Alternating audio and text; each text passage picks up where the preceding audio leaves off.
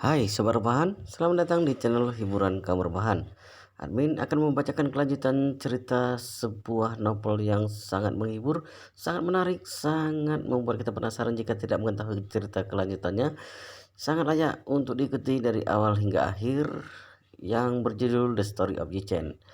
Tetapi sebelum melanjutkannya, pastikan kalian sudah subscribe channel ini dan aktifkan lonceng notifikasinya agar tidak ketinggalan jika admin upload video terbaru. Jika kalian menyukai cerita seperti ini, jangan lupa like jika berkenan, share juga ke teman lainnya agar teman lainnya juga mendapatkan informasi hiburan di channel ini. Baik kita lanjutkan di part ke 286 bertepatan dengan bab ke 1358. Sang asisten berkata dengan sangat canggung, "Presiden, aku tidak tahu dengan itu."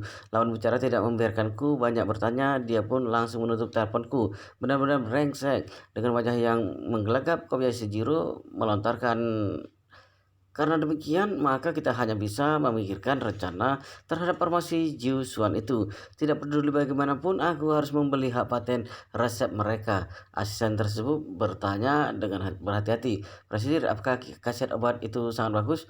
"Benar-benar bagus," Kobayashi berkata dengan muram.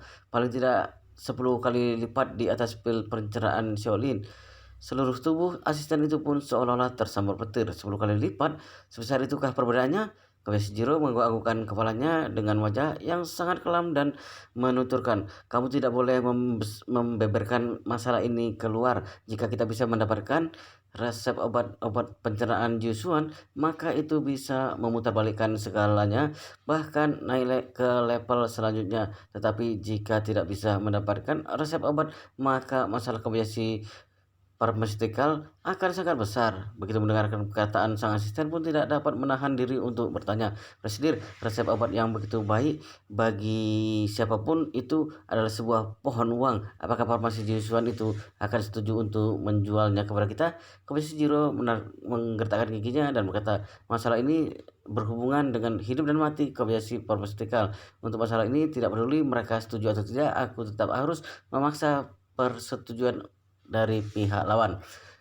Kobayashi tidak sadar kalau dirinya sudah terjerumus ke dalam kegilaan yang sama dengan kakaknya Kobayashi Ichiro kala itu. Kala itu Kobayashi Ichiro mendambakan obat ajaib yang diberikan Yi-Chen kepada si Tianqi. Dia berniat menyembuhkan penyakit lumpuh ayahnya, Masayo, dengan menggunakan obat ajaib, bahkan membuat Kobayashi Pharmaceutical berdiri pada posisi puncak farmasi seluruh dunia, sehingga dia baru bisa mengambil resiko. Pada akhirnya dia jatuh ke dalam hidup pengasingan dan memberi makan anjing di tempat pemeliharaan anjing Hongwu. Dan Kobayashi secara tidak sadar telah membuka pintu nasib yang sama seperti dengan kakaknya. Dengan segera sang asisten mendapatkan hasil penelusuran, dia melapor kepada Kobayashi dengan mengatakan, "Presiden, aku sudah mendapatkan sedikit informasi penelusuran terhadap farmasi Jiusuan. Awalnya perusahaan itu bernama Grup Farmasi Wei. Dulunya ketika kita mengevaluasi perusahaan farmasi Cina, kita juga pernah mengevaluasi perusahaan ini. Total aset pada saat itu berkisar 4 hingga 6 triliun rupiah, bukan termasuk perusahaan yang terlalu besar, dan kita juga selalu tidak mengubrisnya." Kobayashi mengelitkan keningnya sambil bertanya, "Kalau begitu, yang awalnya baik-baik saja, kenapa harus mengganti nama menjadi Farmasi Jiusuan?" Sang asisten mengatakan, "Aku masih belum mendapatkan informasi untuk itu, tetapi setelah mengganti nama menjadi Farmasi Jiusuan, struktur kepemilikan saham mereka juga mengalami perubahan. Sebelumnya, orang dari keluarga W memegang 100% saham, namun setelah berubah, orang dari keluarga W hanya memegang 20% saham saja. Sisanya 80% dipegang oleh orang yang tidak diketahui identitasnya. Orang yang tidak diketahui identitasnya, Kobayashi terkejut dan bertanya, "Apakah tidak bisa menemukan siapakah orang yang misterius itu?" "Tidak bisa ditemukan," asistennya melaporkan dengan mengatakan, "Untuk struktur kepemilikan saham ini, ada pengacara terhebat yang melindungi di belakang layar, yang menyembunyikan informasi penting. Pemegang saham utama saham sebesar 80% itu tidak dapat ditemukan sebenarnya ada pada tangan siapa. Presidir, aku merasa kalau masalah ini tidak sederhana. Kemungkinan pemegang saham utama di belakang layar itu memiliki latar belakang yang sangat kuat. Kita harus menangani masalah ini dengan hati-hati. Jiro mengangguk-anggukkan kepalanya sambil menggetak giginya. Dia menuturkan, aku sudah tahu tanpa perlu kamu mengatakannya. Latar belakang orang itu pasti tidak bisa biasa, tetapi saat ini kita tidak bisa banyak memperdulikannya. Komposisi farmasikal akan segera tumbang, akan akan segera terbang tinggi. Aku tidak boleh membiarkan obat pencernaan Joshua itu memotong sayap kita di saat seperti ini. Asisten itu bertanya kepadanya dengan terburu-buru. Presidir, kalau begitu maksud Anda adalah Komisi Jiro melontarkan, pergi ke farmasi Joshua besok paginya. Sang asisten mengatakan, Presidir, besok pagi Nona Nanako sudah harus berpartisipasi pada babak final. Apakah Anda tidak pergi ke sana untuk memberinya dukungan? Komisi Jiro melambai-lambaikan tangannya dengan risau. Prioritas saat ini adalah harus mendapatkan formasi Jesuan. Jika tidak bisa mendapatkan formasi Jesuan, maka aku tidak akan bisa mendapatkan Nanako. Jika aku bisa mendapatkan farmasi Jesuan, maka cepat atau lambat Nanako juga tidak bisa lolos dari tanganku.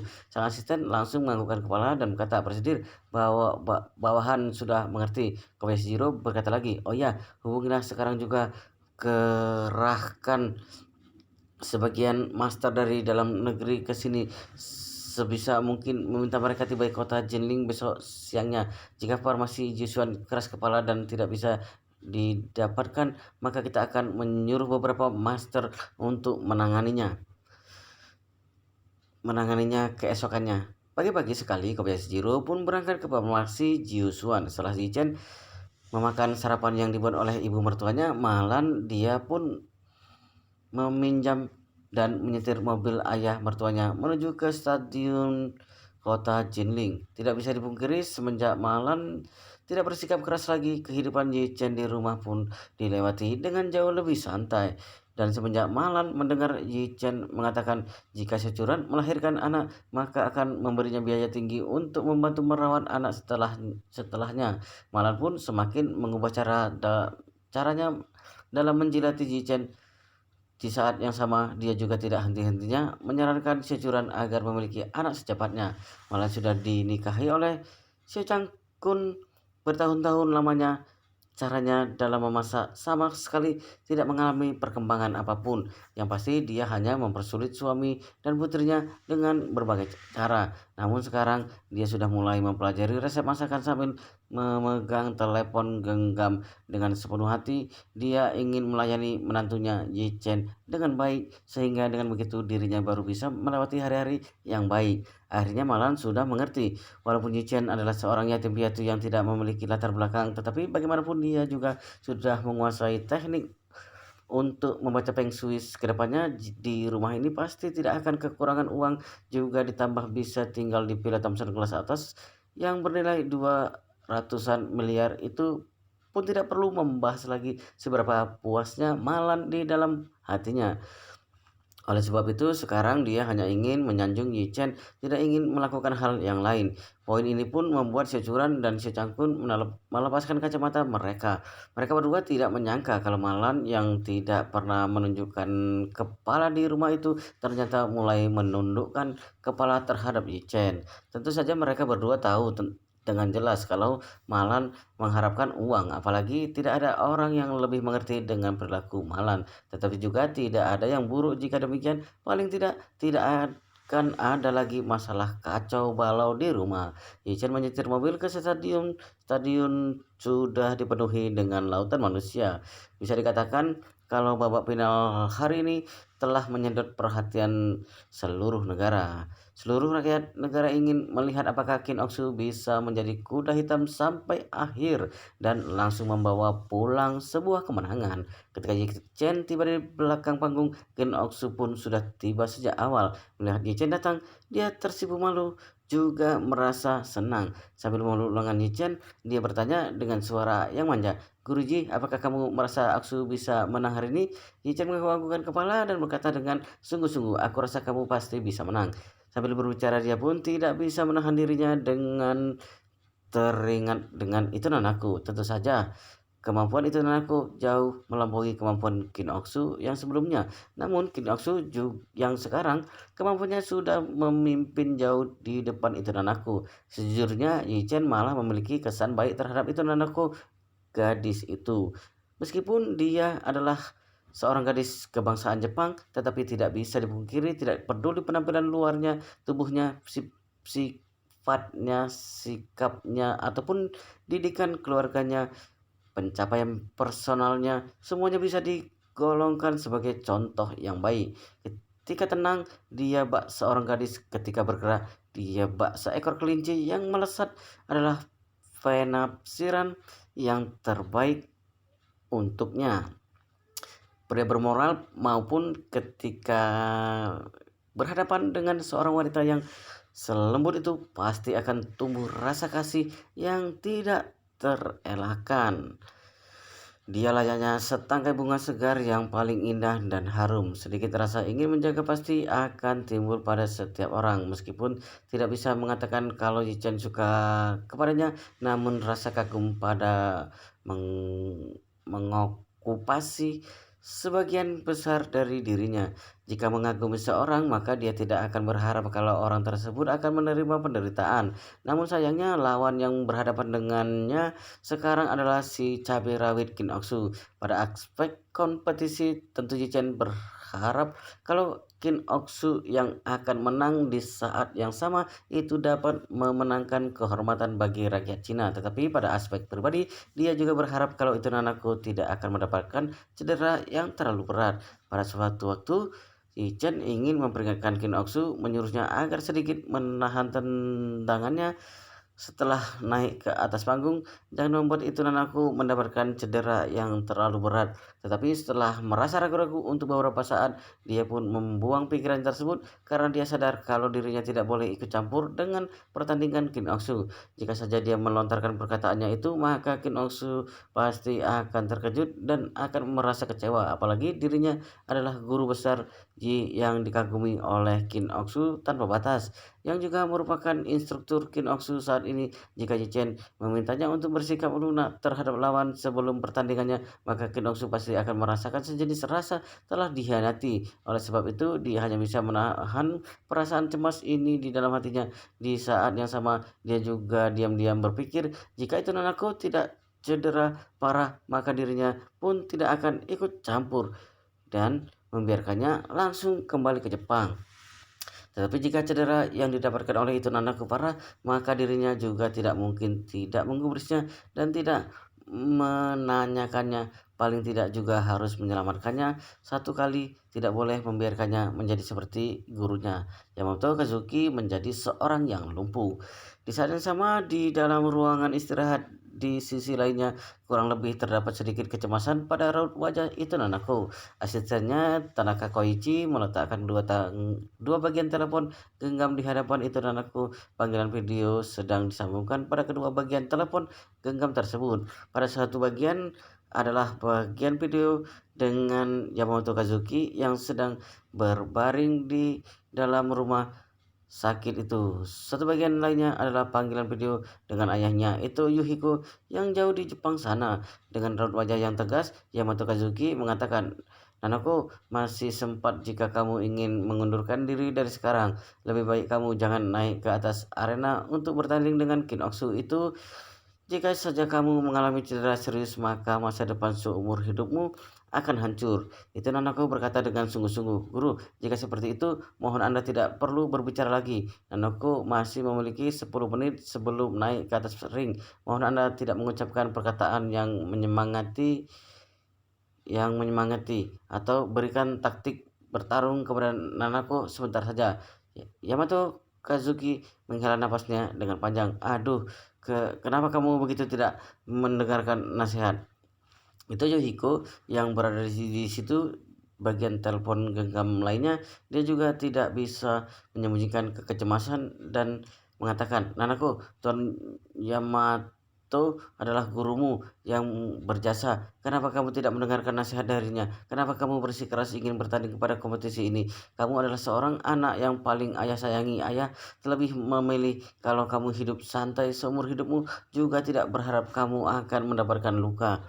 Mata itu anakku memerah. Dia membuka mulutnya dan mengatakan, "Ayahanda, Anda melihat anakku tumbuh besar, paling tahu dengan sifat anakku. Jika anakku mundur pada pertandingan hari ini, aku khawatir kalau aku tidak akan bisa melupakannya selama sisa hidupku. Tahun ini aku baru berusia 22 tahun. Apakah Anda ternyata bersedia kalau aku melewati sisa hidupku dengan membawa rasa penyesalan?"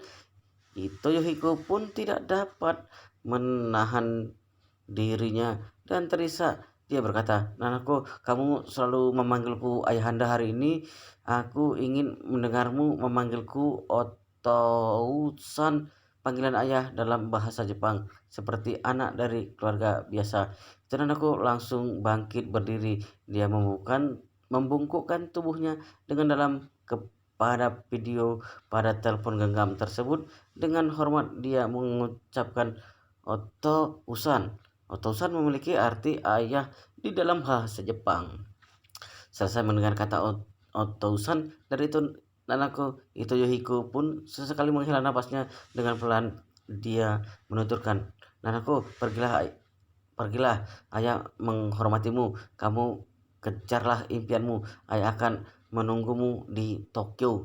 Itu Nanako tersenyum dengan manis lalu mengatakan, "Otousan, jika kali ini aku terluka, aku pun tidak ingin kembali ke Tokyo lagi. Aku ingin pergi ke Kyoto untuk melatih diri. Aku lebih suka dengan lingkungan Kyoto.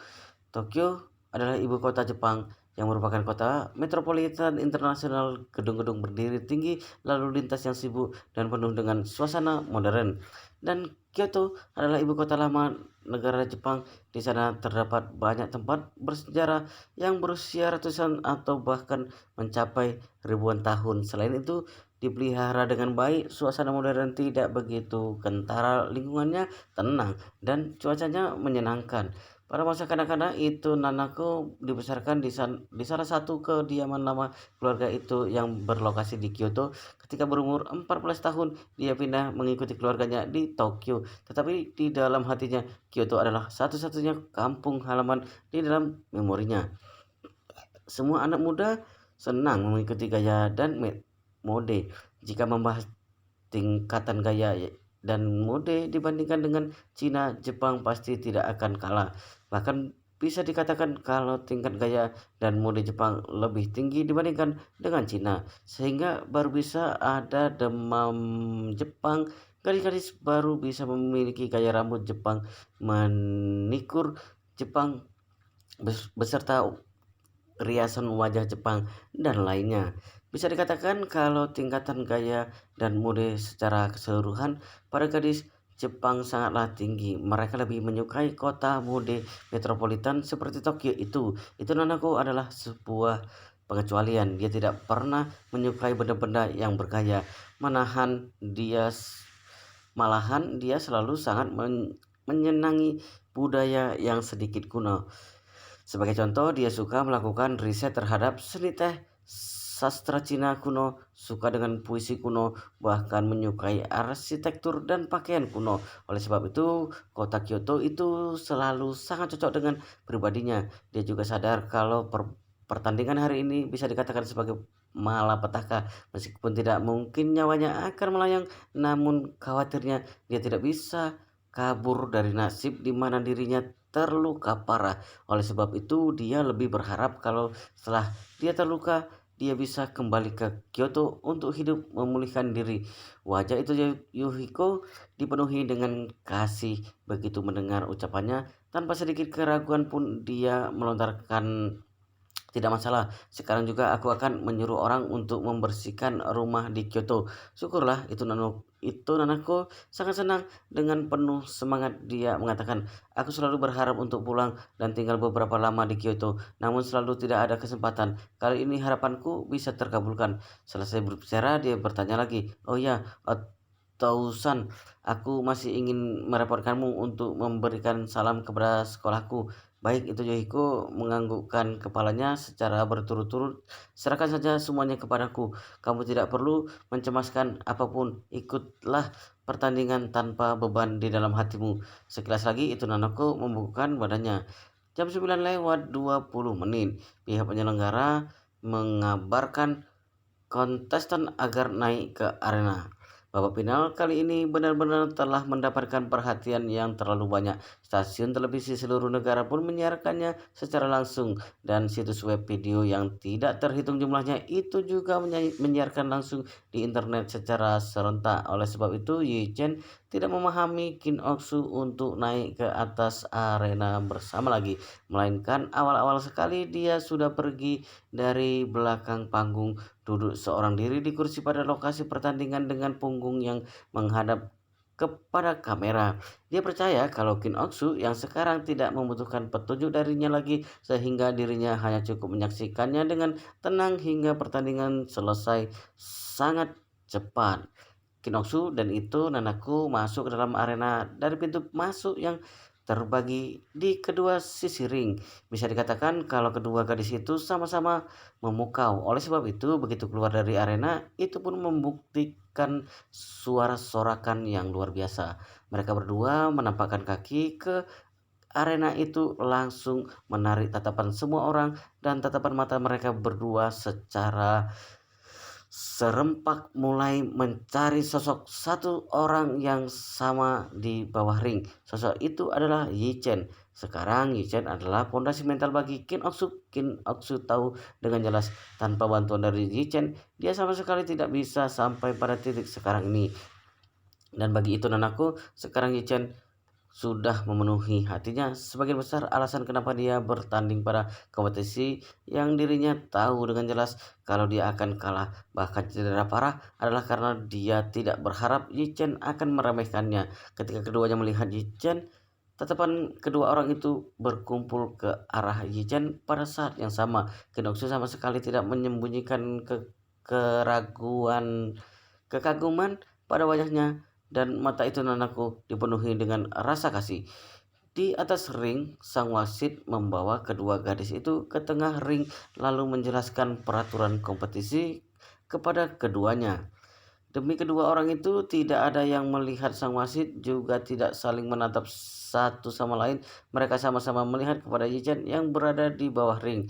Mendadak Yi Chen sedikit merasa tekanan yang besar. Tidak disangka kedua nona tersebut tidak bersiap-siap untuk bertanding dengan baik, malah tidak henti-hentinya menatapnya dengan erat dari atas ring. Apakah dirinya begitu menarik? Apakah tidak bisa sedikit berfokus kepada masalah yang sesungguhnya? Ketika Ji Chan sedang merenung, wasit yang berada di atas ring juga merasa canggung. Dia terbatuk dua kali dan berkata, "Keduanya, apakah kalian mendengar perkataanku dengan sepenuh hati?" Kinangsu yang pertama kali tersadar dengan wajah memerah. Dia bergegas mengatakan, "Maaf wasit, tadi aku terbengong." Sang wasit tidak berdaya. Dia melihat ke arah itu Nanaku lagi. "Nona itu, bagaimana dengan kamu?" Dalam sekejap wajah itu Nanaku pun memerah. Dia bergegas berkata dengan suara yang pelan, "Maaf wasit, aku juga sedikit tidak fokus." Selesai berbicara, dia pun tidak bisa menahan dirinya dan sekilas menatap kepada Kim Ok-soo. Dia baru menyadari kalau kesan seorang gadis yang tersipu malu sudah memenuhi wajah Kim Ok-soo. Dia pun diam-diam berpikir di dalam hatinya, apakah ternyata Kim Ok-soo ini suka kepada Yi Chen. Saat ini Kim Ok-soo juga tertegun menatap itu Nanaku. Meskipun itu Nanaku sedikit lebih tenang dibandingkan dirinya, namun wajah itu Nanaku juga sudah memerah. Oleh sebab itu, Kim Ok-soo juga tidak bisa menahan dirinya dan berseru di dalam hatinya, "Tidak mungkin, bukan? Apakah ternyata itu Nanaku ini juga sama dengan diriku, sudah jatuh hati kepada Guruji?" Tetapi dengan cepat dia membuang pikiran itu. Dia berpikir pria yang sehebat Guruji itu, khawatirnya kebanyakan wanita pasti tidak bisa menolak daya tariknya, bukan? Oleh sebab itu, tampaknya juga adalah hal yang lumrah jika itu Nanaku menyukai Guruji. Bahkan seorang wanita berkulit putih pun juga akan jatuh hati kepada Guruji. Hanya saja sayangnya, bagaimanapun Guruji adalah orang yang telah menikah. Sebanyak apapun wanita yang menyukainya, khawatirnya juga sangat sulit untuk memiliki kesempatan untuk benar-benar berjalan bersamanya, bukan? Ayah selalu memintaku untuk lebih mendekati Guruji, berusaha agar Guruji juga bisa jatuh hati kepadaku, tetapi sudah begitu lama tidak terlihat sedikit pun kalau Guruji memiliki satu perasaan terhadapku. Kedua gadis itu pun masing-masing memiliki pemikiran yang demikian dan tenggelam lagi ke dalam renungan. Sang wasit awalnya masih mengira kalau dia telah berhasil mengumpulkan kembali fokus mereka. Dia telah melontarkan setumpuk ocehan, lalu dia menyadari bahwa mata keduanya tidak tertuju kepadanya. Terlihat seperti sedang terbengong. Sang wasit pun merasa sedikit sakit kepala. Dia membuka mulut dan bertanya, apakah keduanya sudah mengerti? Itu nanaku bergegas. Maaf, wasit, maaf, apa yang barusan Anda katakan? Wajah Kin Oksu juga tampak amat canggung. Sang wasit benar-benar tidak berdaya. Dia berkata dengan suara yang pelan, keduanya, kalian adalah atlet wanita bela diri campuran yang terhebat, telah melewati rintangan sepanjang perjalanan sampai ke babak final. Jangan sampai kalian malah terbengong pada saat babak final. Begitu banyak penonton dan reporter media juga mengamati kalian berdua. Kin Oksu meminta maaf dengan menuturkan, wasit, Anda tenang saja, kami pasti akan bertanding dengan baik, pasti. Itu anakku yang berada di sebelah juga menggerak-gerakkan lidahnya. Dia berkata dengan sungguh-sungguh, wasit, kami sudah siap. Sang wasit mengangguk-anggukkan kepala. Dia mengatakan, tidak ada instruktur yang menemani kalian berdua hari ini, bukan? Benar, kedua orang itu menganggukkan kepala secara serentak.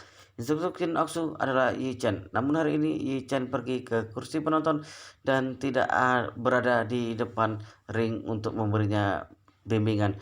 Dan untuk instruktur itu Nonoko, dia sedang berbaring di atas ranjang sambil menyaksikan siaran langsung, sehingga hari ini pun tidak ada instruktur yang ikut dengan keduanya. Dengan begitu, sang wasit berkata dengan serius, keduanya adalah ahli ilmu bela diri yang hebat, juga tahu kalau tangan dan kaki tidak memiliki mata. Oleh sebab itu, nanti ketika pertandingan dimulai, jika cedera, usahakan untuk mengetahui kondisi sendiri dengan tepat. Jangan memaksakan diri tanpa memperhitungkan apapun.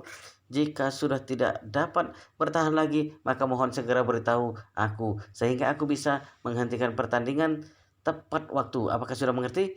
Biasanya jika pertandingan sudah tiba pada titik genting atau di saat kontestan tiba pada waktu yang sangat membahayakan, maka instruktur adalah orang yang akan melemparkan handuk untuk mengakui kekalahannya. Tetapi jika instruktur tidak berada di arena, maka harus bergantung pada kontestan itu sendiri. Tetapi ada saatnya di mana kontestan itu sendiri pun juga bertarung hingga kelabakan, ataupun karena cedera hebat dan sama sekali tidak dapat merespon. Dengan begitu akan sangat mudah terluka berat oleh lawan, sehingga instruktur baru bisa mengingatkan mereka berdua pada saat genting tidak boleh bersikeras bertarung.